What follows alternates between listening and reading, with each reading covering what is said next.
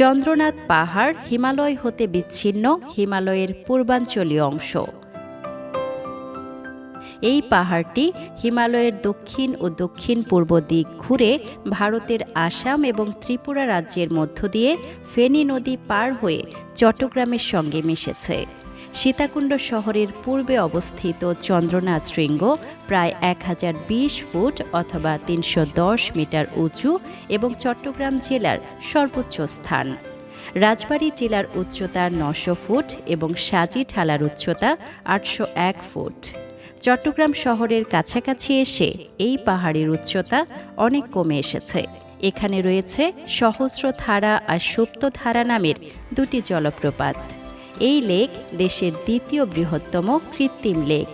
তাছাড়া নীলাম্বর হ্রদ নামে একটি মনোরম লেক এই পাহাড়ের পাদদেশে অবস্থিত।